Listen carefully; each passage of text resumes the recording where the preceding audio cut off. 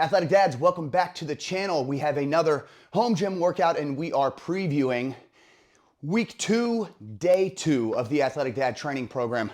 Cleveland cannot make up its mind. It's sunny and nice outside, but it's also 32 degrees. So I think I'm gonna go in and out of having the garage door open and the garage door closed. Just feel that out a little bit. We have, of course, another great session coming up. Week 2 was happening with our squats, and I haven't shown it on video yet. So we have week 1 is our on the minute, 10 minutes, 3 reps at 60 to 65%. Today we're sticking to that same percentage, going a little above where we went week 1, but also taking a rep away. So only 20 total reps instead of 30 total reps on the back squat. We'll talk about that a little bit and why we're gonna do that. Then we've got a 6 RM of overhead press, so 3 sets to a top set there. We're gonna pair that with chin-ups and our vertical jump variation, as well as our horizontal jump variation. Then we have a couple isos to finish. I literally only have like 28 minutes today, so it's gonna be a super quick video and I might not be able to get some of the stuff on film, but you will see the general idea and the general concept in the main lifts and the main movements of week 2, day 2 of the Athletic Dad training program. So let's get after it.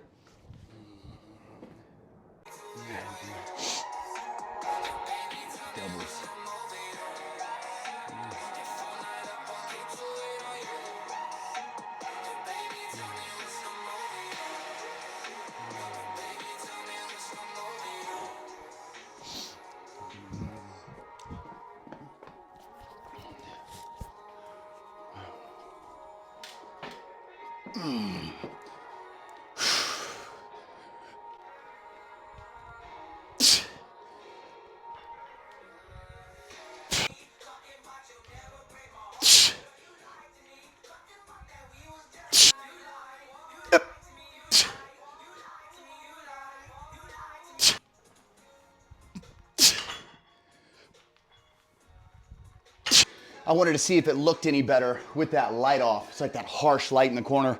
This one's pretty harsh too. I got to figure that out, especially if we're gonna be filming in here. I want it to look good for you guys. I want y'all to be able to enjoy what you're watching and don't want you to have to be annoyed by lighting or a tough lighting situation. So we'll figure that out.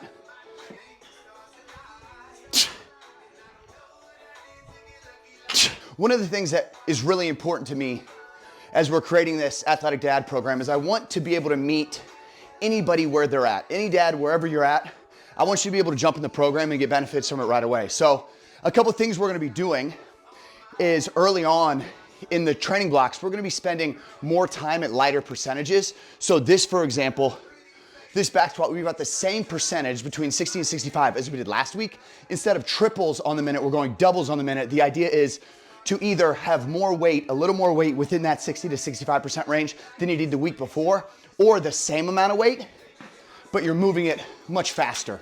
So this is week 2 of 250, and the idea is I'm just trying to move this thing as fast as I possibly can for these 2.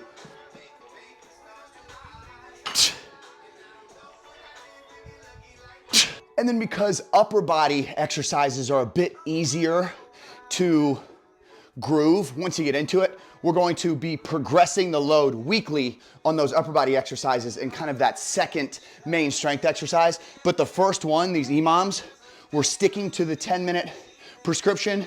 We're sticking to a similar weight for 3 weeks as we go 3s, then 2s, then 1s. So because this is week 2, we're going 2s. Again, same idea between that 60 and 65% what we did last week for triples, but we should be moving them faster.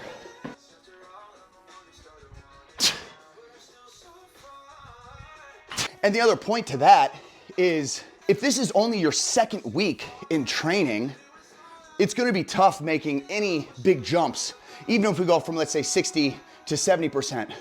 I'm not concerned with that at all. I'm just concerned with getting reps. If you're trained and been doing this stuff for a long time, then you'll be able to have a little higher on that side of the percent constraint, but also you'll understand what it's like to really move a bar fast. You also might have a bad day, let's say week 1 where the bar moves slow. We don't want to progress that. We want to stay there and the next week come back and try to beat it, try to move that bar a little faster and get wins that way.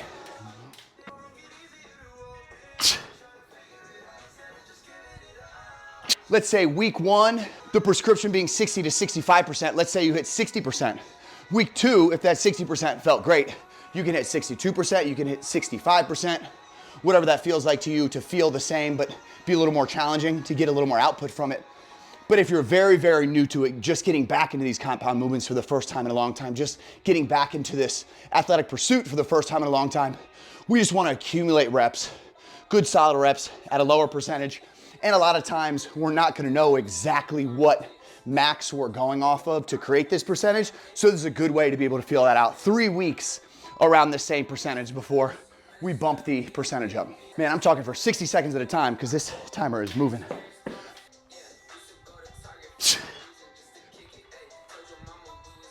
All right, last set on the minute here for doubles. Again, speeds felt pretty good. Weights felt pretty good. I wouldn't say it felt light, but it feels like the bar's moving pretty well. So checking this box, checking the main strength box under the time constraint. Right, I've been here for about 12 minutes total, 13 minutes total, maybe excluding kind of the warm-up, just the amount of time to set up.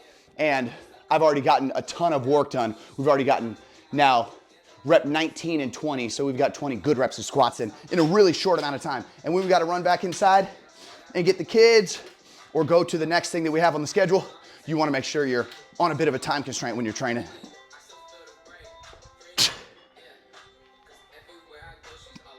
All right, week 2, like we mentioned, we've got 3 sets working up to a top set of 6. So last week was a top set of 8. Then we backed off 20% into AMRAP. So we're gonna go set of 6 with the idea of getting a bit heavier on this pressing movement. And then we're gonna drop 20%. This is set 2. So 3 sets to work to a top set, then drop weight and get after an AMRAP.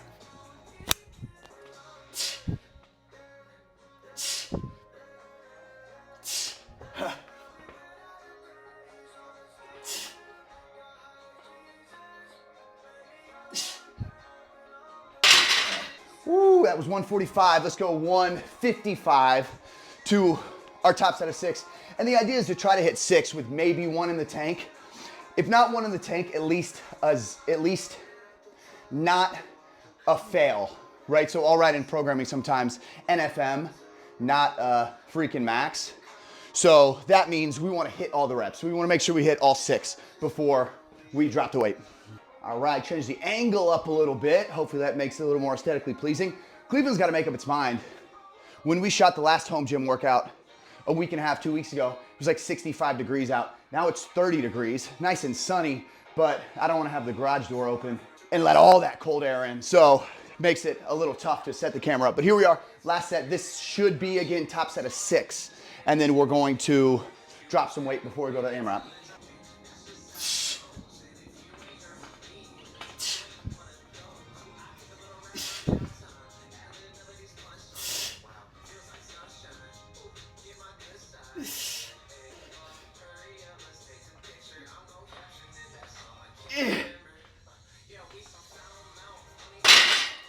Woo, good set of 6. All right, let's show the accessories and then come back in, drop 20%, hit that AMRAP. All right, so we drop down from 155 to 125, get as many reps as we can in. Again, main strength stimulus and then hypertrophy stimulus. Get a nice little pump here. Let's build some lean muscle. Summer's around the corner, beach season. Let's get shreddy.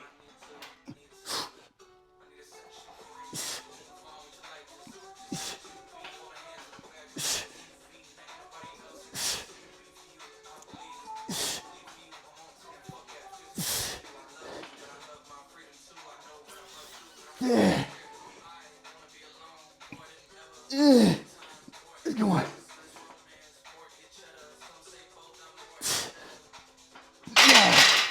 Again, let's try to keep that 0 or 1 reps in reserve. I don't want you to fail. I want you to hit all the reps. That was good, good 10. All right, remember vertical jump variation, horizontal jump variation every single day. So the vertical jump is a standing jump up onto a box or over a hurdle. Here, I'm just gonna use these stairs. Again, want to meet you where you're at. If you haven't jumped in a long time, just go up onto a box, feel that jump, try to get the skill back of that a little bit. If you jump a ton, really test the height of the box, really test the height of the hurdle. Again, this program is going to be able to meet you wherever you're at. As long as you find something that's challenging and enjoyable, you'll stick with it and improve. So we got sets of 5 here.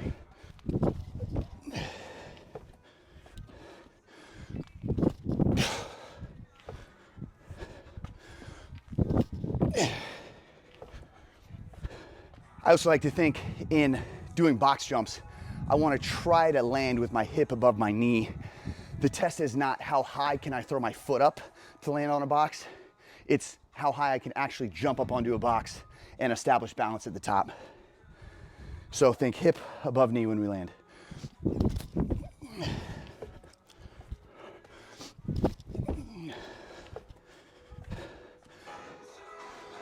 Week 1 is the AMRAPs. Week 2, we're going eccentric focus. So we have 5. We're going chin up all the way to the top as slow as we can down. If we need to jump up, that's okay. The focus is top to bottom, not necessarily bottom to top here.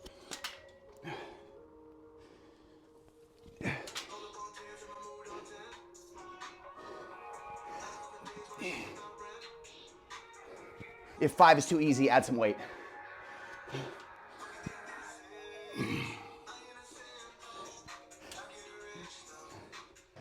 So we've teleported here to the gym, from the home gym to the gym.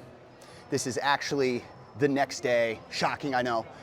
But ran out of time, didn't get to record the isos, so we have 1 minute of lunge iso on each leg. The idea here is foot flat on the ground, shin nice and vertical, back leg's gonna be extended behind us, and we're actively pulling the toe to the heel, so bringing everything in nice and tight. We're holding 60 seconds each side here. Then the last one's gonna be a high plank. So we've done the low plank day 1. Day 3 is a high plank. So we're setting up here, top of a push-up, pushing away from the ground, big round through that upper back, wrist, elbow, shoulders stacked, and again, pushing away from the earth as hard as you can here. You're gonna feel the core. Think about if you have a tail, you're kind of tucking that up underneath you, so everything's tight, kind of through the core, through the buns. Lock this position in. That is day 2. Appreciate you guys watching. Continue to practice gratitude. Tell the people that you love them. Live your life stimulated. We'll see you on the next one.